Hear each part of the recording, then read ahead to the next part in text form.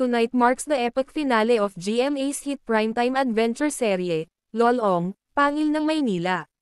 At dinadala tayo ng mga bituing sina Ruro Madrid, Martin Del Rosario, at Shira Diaz sa likod ng mga eksena ng maaksyong paglalakbay na hindi malilimutan ng mga tagahanga. Hey Kapuso fans! Bago tayo sumabak sa pinakaaabangang finale ngayong gabi, magbalik tanaw muna tayo sa mga hindi malilimutang sandali na ibinahagi ng cast on and off screen. Ibinunyag ni Ruro, Martin, at Shira kung paanong ang pagbaril kay Lolong ay hindi lang tungkol sa stunt choreography o dramatic scenes, ito ay tungkol sa pamilya. Mula sa matinding away hanggang sa tender moments sa shared meals, ang cast at crew ay bumuo ng ugnayan na higit pa.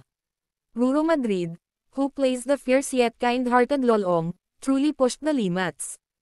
From protecting Elsie, portrayed by the ever-talented Shira Diaz, to going head-to-head with the chilling villain Ivan, played by Martin Del Rosario, his performance shows why Lolong captured viewers, heart-wide nationwide.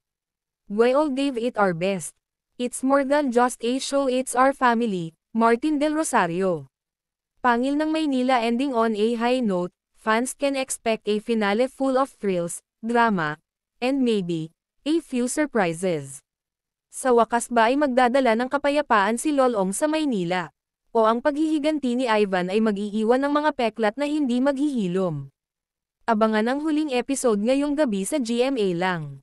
At kung naging bahagi ka ng paglalakbay ni Lolong mula sa unang araw, ipaalam sa amin ang paborito mong eksena sa mga komento. Nasa screen na teksto. Like, mag-subscribe, hit the bell icon para sa karagdagang Kapuso updates.